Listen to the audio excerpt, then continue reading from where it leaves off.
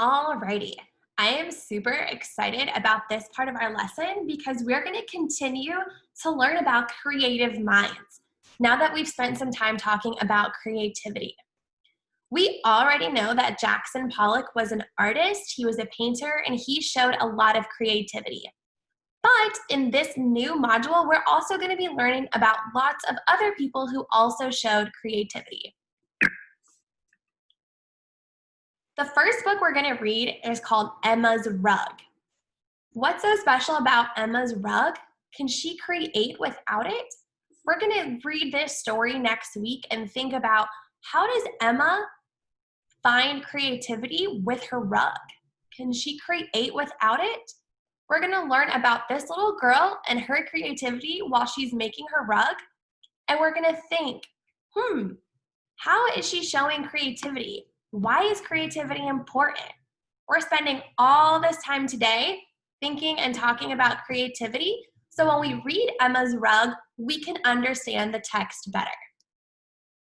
We're also going to read a story about Jackson Pollock. Yay! We're going to learn more, and we're going to read an informational narrative about Jackson Pollock. An informational narrative is a story that tells about something that's real. In this case, we know that Jackson Pollock was a real person.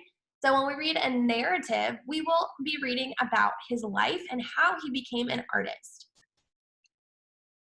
We also will be learning about Marian Anderson. Now, Marian Anderson is super special and super cool because she showed creativity in a way that was unique from the other people we've talked about so far. She was a singer, and her voice impacted the world. And she was such a great singer that she actually got to sing for the whole country at Washington, D.C. Again, this is somebody in real life who used their creativity to change the world.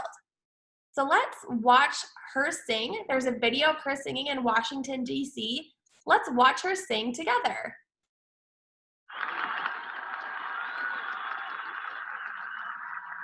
This is Marian Anderson at Washington, D.C. draws no color line. And so it is fitting that Marian Anderson should raise her voice in. When she starts singing, this man is introducing her, but look at this statue in the background. That's a famous monument of Abraham Lincoln in Washington, D.C. So in just a second, after he's done introducing her, it is so special and so cool that she got to be at this very famous and special place in our country to sing for all these people. Tribute to the noble Lincoln whom mankind will ever honor. Miss Marian Anderson.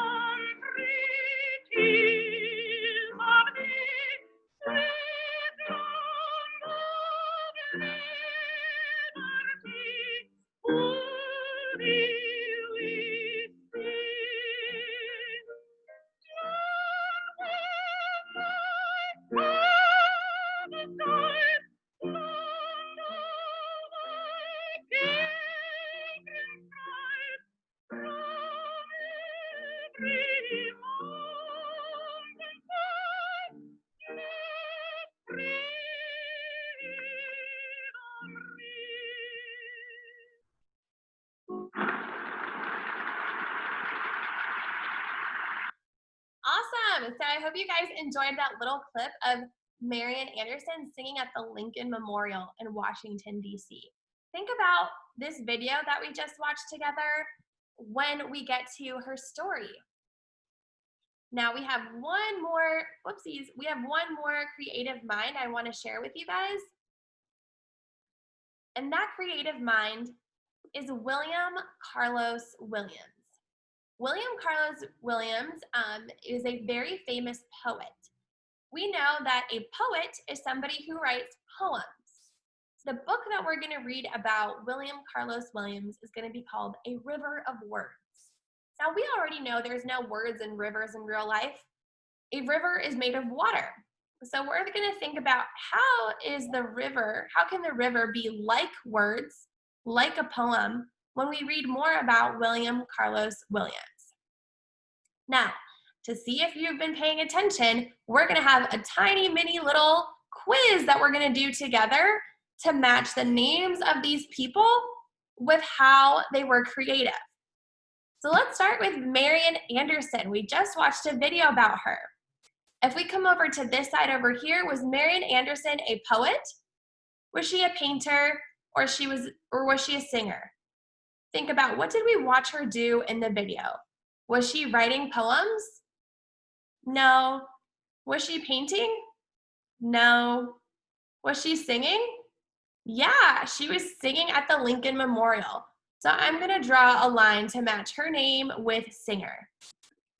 Now let's check out Jackson Pollock. He's our next creative mind that we're gonna read about. Was Jackson Pollock, did he write poems?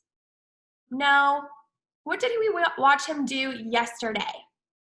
We were able to paint, or we were able to watch him paint. We watched him do the abstract art, and we watched him do the splatter paintings, like dancing and making shapes and in the air. So Jackson Pollock was a painter. And last but not least, we have William Carlos Williams. William Carlos Williams, he is the last option we have, so we know that he is a poet because that's all that's left. And we're gonna read a story, A River of Words, to learn more about how he wrote poems and why they were so special. So think about, who are we going to learn about, and why or how were they creative? Marian Anderson was a singer, Jackson Pollock was a painter, and William Carlos was a poet. Think about, how can all those different things be creative? How are all of those people able to share their creativity?